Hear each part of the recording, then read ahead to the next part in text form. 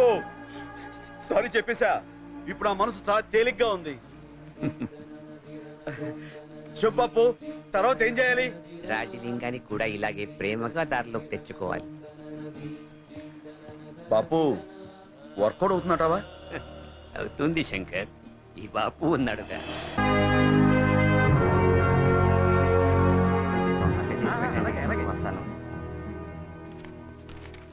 Oh shit! This Rajalingam is most dangerous Terminator, both part 1 and 2. What the hell of the man? ఇప్పుడు మేము ఏం చేయాలి? Come on, folks. Why fear when I am here? మీరంతా నా దగ్గరికి వచ్చేసారు కదా, అంతే. అంతేనా? అంకుల్ అంకుల్, ఇల్లు మాదవడానికి ఎన్ని రోజులు పడుతుంది? అది తక్కువలో తక్కువ 10 ఏళ్ళు పడుతుంది. అంత లేదు మేడం, మాక్సిమం 6 months. అలా అని గ్యారంటీ రాసిస్తావా? అంటే ఒక 3 నెలలు అటు ఇటు పట్టొచ్చు, చెప్పలేమ్మా. అట ఇట చూడు బాబు, ఇది కోర్టు మ్యాటర్. జడ్జి ట్రాన్స్ఫర్ కావచ్చు, ఒక డేట్ ముందుకు జరగచ్చు. ఎప్పటిదాకా? 4-5 ఏళ్ళు పట్టొచ్చు. అంటే 4-5 ఏళ్ళు అంటే నా ఉద్దేశం. సరే, ఇంకో ఏడాది కూడా కలుపుకుని 6 ఏళ్లకు గ్యారంటీ రాసివ్వు. ఏ లాయరు అలా రాసుకోబడు. That is most illegal. Uneducated terminator లా ఉన్నారు. ఏ లాయరు? 6 నెలలు అన్న వాడు 6 ఏళ్ళు ఇచ్చినా సరే గ్యారంటీ రాసివ్వలేవా? గ్యారంటీ అంటే నువ్వే లాయర్ లాయర్ అంటే మంచిది తాగు. ఈ బురద నమ్ముకుంటే పని అవ్వదు. లేవని చెప్తాను. ఎక్కడికి? మనకు తెలిసిన ఓ పెద్ద లాయర్ ఉన్నారులే, ఆయన ఇంగ్లాండ్ లో చదివారు. బారెట్లా, ఆయన కలుద్దాం. Who is that black sheep? ఆ లాయర్ ఏం చెప్పాడు? శత్రువుల మనసు జయించడానికి లాయర్లు అవసరం లేదు అని చెప్పాడు. ఎలా మరి? గాంధీగిరి దాదాగిరికి ఆపోజిట్. ఆ రాజలింగం బంగ్లా కోసం మనం ఎదురు తిరిగి ఫైట్ చేస్తాం అనుకుంటాడు, కానీ మనం దాన్ని ఉల్టా చేస్తాం. తనకున్న ఈ జబ్బు నుంచి త్వరగా కోలుకోవాలని పూలు పంపిస్తుంటాం. ఏంటి అర్థం కాలేదా? అయితే మిగతా షో తెర మీద చూసుకోండి.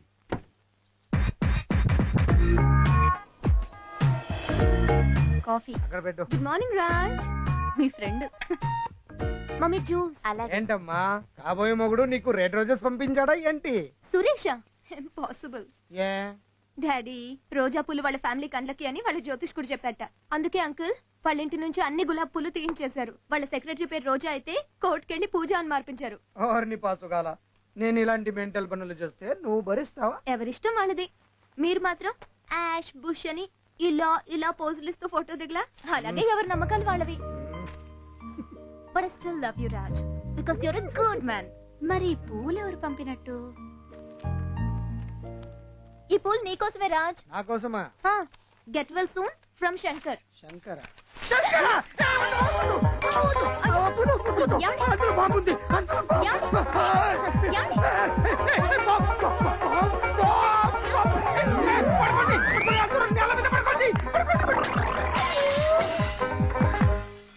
Stop it Raj, this is too much. ఇందులో ఏదో రాసింది. మనుషుల్ని నమ్మించి మోసం చేయడం కూడా ఓ జబ్బేనని మా లాయర్ చెప్పాడు. అందులో నువ్వు పండిపోయావు గనక నీ రోగం కూడా ముదిరిపోయినట్టే. అందుకే ఆ రోగం నుంచి నువ్వు కోలుకునేదాకా నీకు పూలు పంపిస్తూనే ఉంటాను. కన్ఫ్యూజ్ అయ్యావా? కాస్త కిటికీలోంచి లుక్ వేసుకో.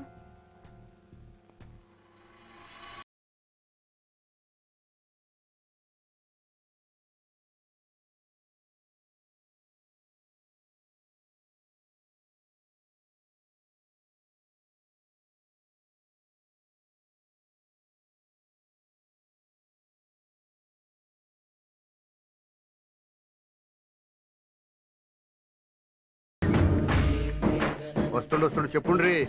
అన్యాయానికి రోజులు చెల్లిపోయాయి. ఈ రోజు నుంచి నీకు బాక్సు బద్దలవుద్ది.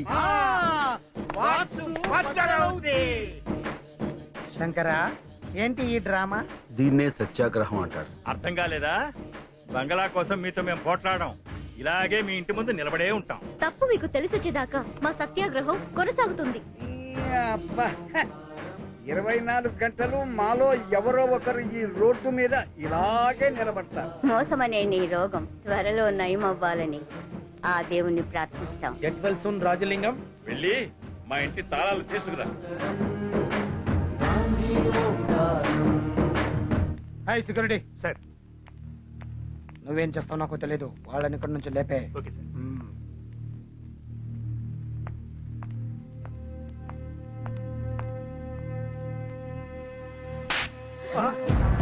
అన్న మీద బాపు ఏం చెప్పాడు? ఏం చెప్పిండు? ఒక చెంప మీద కొడితే రెండో చెంప చూపించమన్నాడు. ఉండు.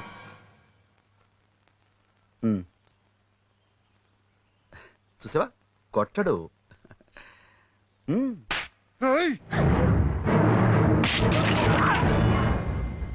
రెండో చెంప మీద కొడితే ఏం చేయాలో బాబు చెప్పలేదురా, అది మనకే వదిలేశాడు.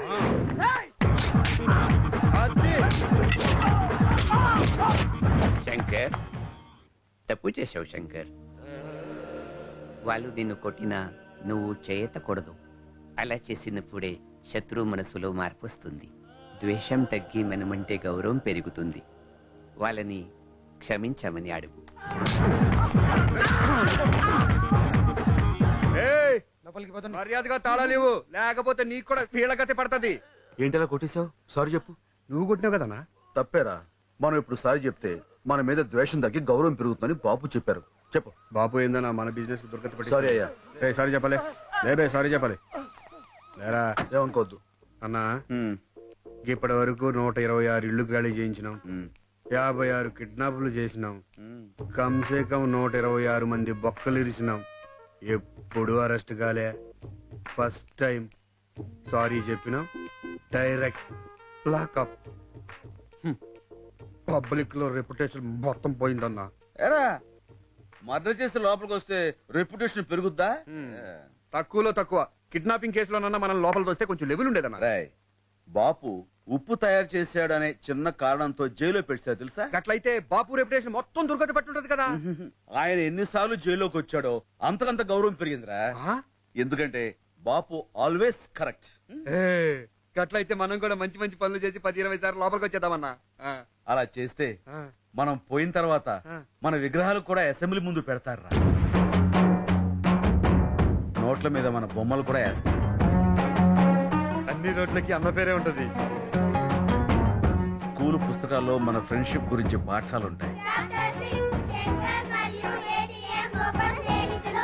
రాజకీయ నాయకులు కూడా మన గురించే స్పీచ్లు ఇస్తూ ఉంటారు. చూడండి, సూర్య చంద్రుడు ఉన్నంత కాలం శంకర్ ఏటీఎం ఉంటారు. నా పుట్టినరోజుని శంకర్ జయంతిగా ప్రకటిస్తారు. ఆ రోజు అన్నిటికీ హాలిడే. మొత్తం దేశం అంతా డ్రైడే. మందు బందు. Cancel cancel. డైలీ పండగ.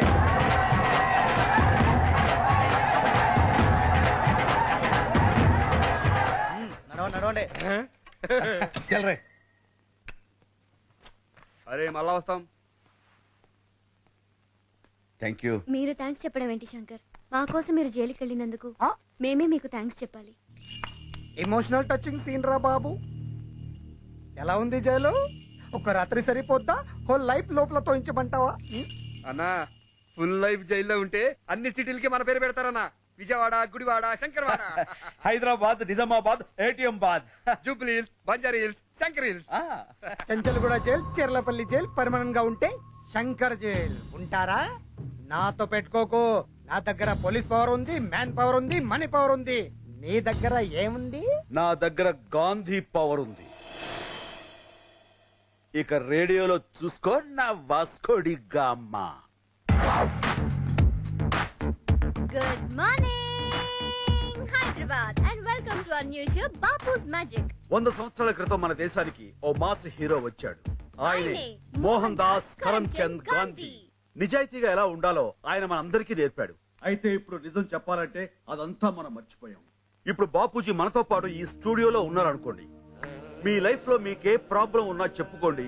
గాంధీగిరితో నేను దాన్ని సాల్వ్ చేస్తాను. దానికి బదులుగా మీరు మాకొక సహాయం చేయాలి. మా ఫ్రెండ్ ఒకతను అనారోగ్యంతో బాధపడుతున్నాడు. మానసికంగా చావుకు దగ్గరగా ఉన్నాడు. వైద్యం చేయించుకోనని ముందుకేస్తున్నాడు. మీరంతా చెప్తే అతను తప్పకుండా ఒప్పుకుంటాడు. ఇంకా ఆలస్యం ఎందుకు? ఫోన్ చెయ్యండి. So fast. Now first call. అయ్యో, లైన్ కట్ అయిపోయింది. కట్ అవ్వలేదు, కట్ చేశారు. 3 అదే నెంబర్ ఫోన్ చేయి. ఓకే.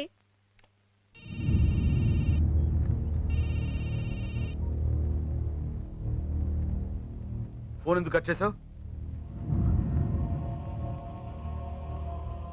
హలో హలో, నీ ప్రాబ్లం ఏంటి? చెప్తే ఏం చేస్తావు? ముందు ప్రాబ్లం ఏమిటో చెప్పు. అది ఎలా సాల్వ్ చేయాలో తర్వాత ఆలోచిద్దాం. నాకు 7 లక్షల రూపాయలు కావాలి. ఎందుకు? మా నాన్న డబ్బు షేర్స్లో పెట్టాను. డబల్ అవుతాయని ఫ్రెండ్స్ చెప్తే నమ్మాను. మొత్తం పోయింది.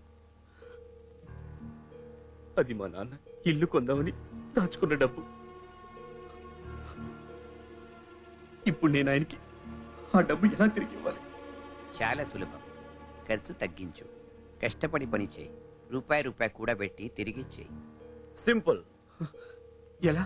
ఓవర్ టైం చెయ్యి, దుబారా చేయొద్దు, పైసా దాచిపెట్టి ఇచ్చేయి. ఇదో సొల్యూషనా? అలా ఎన్నేళ్ళు చేస్తే 7 లక్షల రూపాయలు వస్తుంది. ఇప్పుడు నేనేం చెయ్యాలి? ముందు వెళ్ళి మీ నాన్నకు నిజం చెప్పేయి. డేర్ చేసి నిజం మీ నాన్నకి చెప్పేసేయి. దానికంటే ఏ ట్రైన్ కింద పడి చావడం నయం. ఏయ్, పిచ్చిగా మాట్లాడుకో. చచ్చి సుఖపడిపోదాం అనుకున్నావా? నువ్వు ఉన్నావో లేదో తెలియక ఇప్పుడు నువ్వు మాట్లాడుతున్నావే, ఇదే ఫోన్ మీ నాన్న నీ కోసం ఫోన్ చేసి నువ్వు చచ్చావో బతికో తెలియక కుళ్ళి ఏడుస్తాడు. తప్పు చేసిన నువ్వు శిక్ష మీ నాన్న అనుభవించాలా? ఇప్పుడు నేనేం చెయ్యాలి? నీ పేరేంటి? ఆజాద్. చూడు ఆజాద్, ఆయన నీ తండ్రి, శత్రువు కాదు. నేను చిన్నప్పుడు ఇలాగే ఓ తప్పు చేశాను. అది తప్పని తెలుసుకుని మా నాన్నకి నిజం చెప్పేయాలనుకున్నాను. కానీ ఏదో భయంతో చెప్పలేకపోయాను. ఏదేమైనా చెప్పేయాలనుకున్న సమయానికి ఆయనే లేకుండా పోయారు. ఆ బాధ ఇప్పటికీ నా మనసులో అలాగే ఉండిపోయింది. నువ్వు నాలా తప్పు చేయకు. ఇప్పుడు ఆయన ఎక్కడున్నారు? గదిలో. ఏం చేస్తున్నారు? తెలీదు, తలిపేసింది. నువ్వు తలుపు తీసుకుని లోపలికి వెళ్ళు. చెప్తున్నానుగా, వెళ్ళు. తలుపు తీసి లోపలికి వెళ్ళు.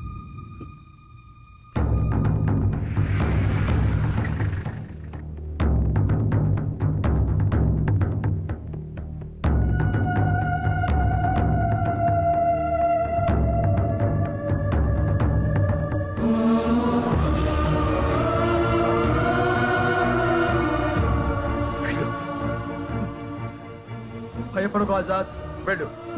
ధైర్యంగా వెళ్ళు.